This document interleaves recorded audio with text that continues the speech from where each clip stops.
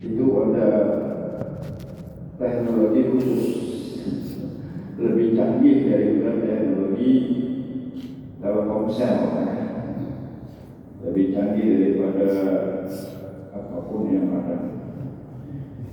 Nabi sayang sama kita dipanggil. Ya, kalau Nabi yang lain, Nabi-Nabi yang sebelumnya nggak sanggup. Aku nggak sanggup menolong kalian. Aku aja banyak keliru. Nabi mengaku keliru, mengaku salahnya. Aku tidak bisa menolong kalian karena aku hamba Tuhan, hamba Allah punya salah. Nabi Ibrahim ingin mengaku punya kelemahan. Nabi Isa mengaku punya kelemahan. Nabi Musa dan seterusnya. Semuanya menyerahkan sangat pergi kepada Nabi Muhammad, Asraful Anbiya wal Mursalin, Nabi akhir zaman.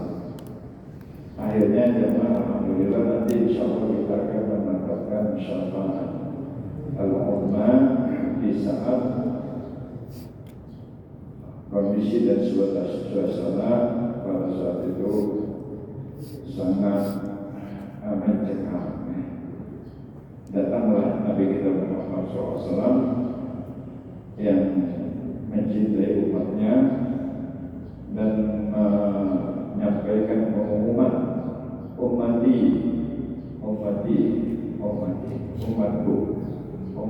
umatku adalah aku jaminan untuk umatku.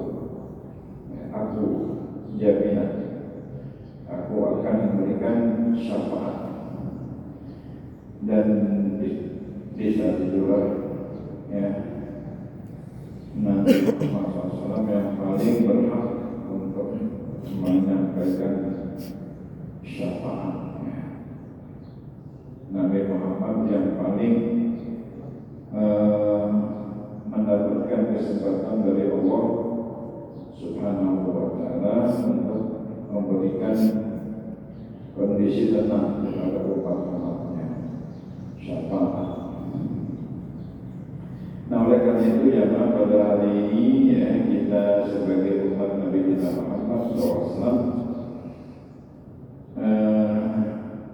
hadir di Majelis Taklim, insyaallah sekaligus ya kita memperingati Maulid ya. Walaupun kita nggak baca rawi, nggak baca kisah Maulid, kita hadir di Majelis Taklim pada hari ini, maka menghasilkan pesan dan kesan kita menyambut hari lahirnya Nabi kita Muhammad SAW dengan hadir di Majelis Taklim.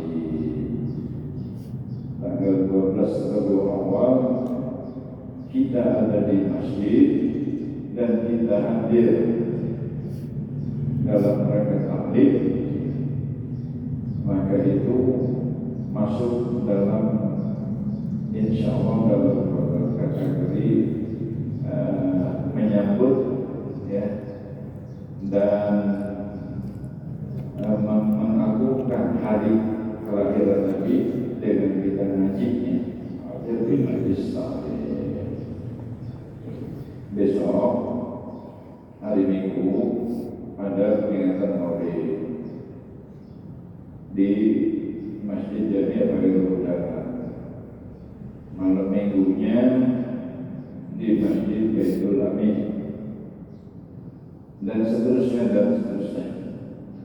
Insyaallah jemaah bulan Ramadan ini ya, yang kita masih Allah adakan umur, kita tingkatkan sekurang-kurangnya perhatian kita ya, dan semangat kita untuk lebih mencintai ya, daripada sunnah-sunnahnya dan mengikuti dan meneladani meneladani akhlak-akhlaknya, junjungan kita dan kita Nabi Muhammad Sallallahu Alaihi Wasallam. Dapatkan lakum, sungguh ada bagi kamu, sungguh ada bagi kamu, sungguh tersedia bagi kamu, lengkap di Rasulullah, di dalam diri Rasulullah, di dalam sejarah hidup Rasulullah. Apakah Rasulullah sebagai seorang pemimpin, seorang ayah, seorang suami, seorang pedagang, dan seterusnya, lakum untukmu uswatun hasanah, contoh teladan yang baik. Lakukan lakum Rasulullah uswatun hasanah. Jadi mari kita melalui maulid, milad, maulidnya Nabi kita Muhammad Sallallahu Alaihi Wasallam, uswatun hasanah, teladan, suri teladan yang baik. Karena memang Rasulullah SAW menjadi rahmat bagi seluruh alam, ya, dan menjadi basyiran wa nadhiran, seorang yang memberi informasi terkait dengan kondisi setelah kita pindah. Jangan nanti kita semuanya bakalan pindah, ya. Intakala pindah ila rahmatillah, kepada alam yang hanya berlaku rahmat Allah. Kalau di dunia rahmat dan rahim, rahman dan rahim. Kalau di akhirat hanya rahmat yang berlaku, rahim yang Allah Subhanahu wa Ta'ala. Kalau di dunia yang beriman, yang tidak, atau yang beriman, yang taat, yang tidak, di dunia yang bau, yang bagus, yang jelek, di dunia semuanya makan. Ada yang makan sate, ada yang makan tahu, ada yang makan bandeng. Semuanya tidur, ya, malam tidur, subuh bangun. Semuanya bisa jalan di dunia. Karena itu berlaku rahmat Allah. Nah, entah kalau kita berpindah ke sono, yang tidur enak dan nyenyak hanya orang yang beriman dan bertakwa. Yang makan enak, nikmat, punya teman yang bagus, punya apa yang enak, hanya orang yang beriman. Lebih-lebih orang yang beriman, yang bertakwa. Dan inilah informasi dari Nabi kita Muhammad Sallallahu Alaihi Wasallam yang kita sebagai umatnya wajib menyaksikan kebenaran informasi ini, wajib mengamalkannya dengan keyakinan yang tidak bisa ditawar, dengan keyakinan yang harga mati. Nggak boleh keyakinannya bercampur, ya, dengan syak, ya, dengan syirik dan lain sebagainya. Inilah sekedar sambutan kita, ya,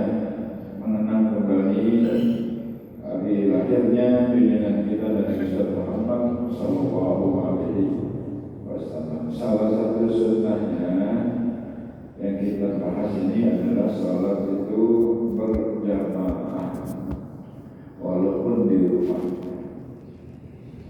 Jangan sembahyang sendirian, jangan. Bayang kalau sendirian udah pahalanya sedikit. Kalau kurang gak ada yang nambahin ya. Coba kalau kita berjamaah kurang sedikit ditambahin sama jamaah yang lain. Ya, si A kurang khusyuk, si B kurang khusyuk, si C khusyuk. Wah, itu kan disubsidi. Itu kalau sholatnya berjamaah. Maka Nabi kita Muhammad SAW kepengen banget umatnya kalau sholat berjamaah. Tapi yang kita baca itu sampai kita sembahyang sendirian di rumah, atau ada teman kita datang ke masjid atau ke mushola, ya, udah pada sembahyang semua. Terus kata Nabi pernah suatu hari kata Nabi, itu ada teman kamu, sahabat kamu baru datang belum sholat. Tapi Nabi mulanya nggak bilang begitu kan, wahai sahabat-sahabatku, maka adakah di antara sahabat-sahabatku yang mau bersedekah? Ada yang mau bersedekah?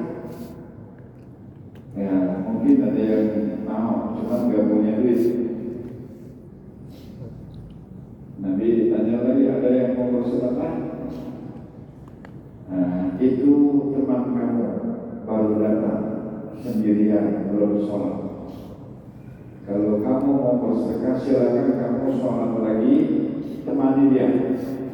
Apa begitu coba? Jadi orang udah sholat, terus ada sahabatnya baru datang sendirian, mau sholat berjamaah kagak ada temennya. Nabi bilang kayak gitu, siapa di antara kalian yang mau bersedekah? Bingung sahabat, gak punya duit, gak punya apa-apa. Nah, ini ada teman kalian belum sholat, silakan temani. Udah sholat, sahabat udah sholat, tapi disuruh sholat lagi untuk memberikan sedekah, istilahnya pahala kepada teman yang sendirian yang belum sholat. Sedekahnya melalui berjamaah. Jadi udah sholat sama Nabi,